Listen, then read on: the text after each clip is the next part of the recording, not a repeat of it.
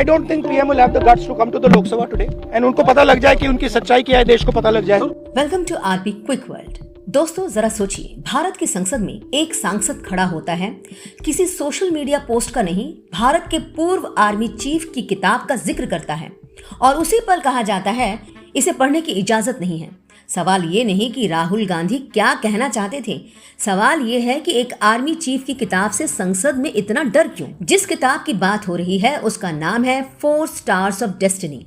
लेखक हैं भारत के पूर्व थल सेना अध्यक्ष जनरल मनोज मुकुंद नरवणे, वही आर्मी चीफ जिनके कार्यकाल में 2020 का भारत चीन सीमा संकट हुआ। गलवान घाटी, LAC यानी लाइन ऑफ एक्चुअल कंट्रोल और 20 भारतीय जवानों की शहादत। ये किताब आज तक पूरी तरह प्रकाशित नहीं हुई है क्योंकि इसे सरकारी क्लियरेंस नहीं मिली।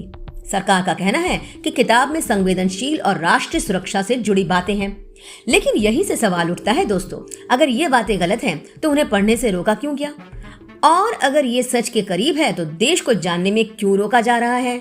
मीडिया रिपोर्ट्स और विवाद के मुताबिक किताब से जुड़े अंश ये संकेत देते हैं कि 2020 में LAC पर हालात सरकारी बयानों से कहीं ज्यादा गंभीर थे, यानी देश को जो बताया गया स्थिति नियंत्रण में है और जमीन पर जो हो रहा था उनके बीच फर्क हो सकता है। बताया जाता है कि किताब में यह भी जिक्र है कि कुछ मौकों पर हालात इतने तेजी से बदले कि सेना को मौके पर ही निर्णय लेने पड़े।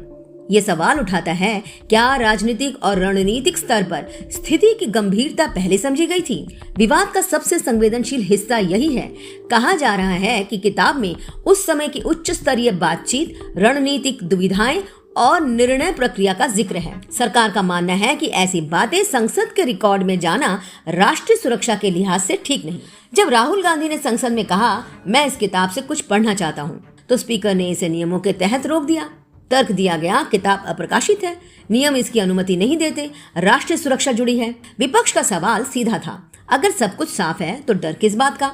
दोस्तों ये विवाद किसी एक किताब का नहीं है, ये विवाद है 2020 की कहानी कौन बताएगा। सरकार चाहती है आधिकारिक नैरेटिव, विपक्ष चाहता है कि आर्मी चीफ का अनुभव भी देश के सामने आए। सवाल आज भी कायम है, अगर किताब में कुछ भी देश के खिलाफ नहीं तो वो अब तक छपी क्यों नहीं, और अगर उसमें सच है तो क्या लोकतंत्र में संसद और जनता को वो सच सुनने का हक नहीं, क्योंकि सवाल पूछना देशद्रोह नहीं, लोकतंत्र की ताकत है। आप क्या कहेंगे दोस्तों, आपको क्या लगता है, जरूर कमेंट करें।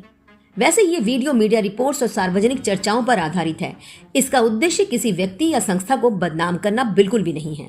दोस्तों ऐसे ही अपडेट के लिए फॉलो करें आरपी क्विक वर्ल्ड, और हाँ, सब्सक्राइब करना ना भूलें, और पसंद आए तो कमेंट करने के साथ साथ शेयर भी कीजिए।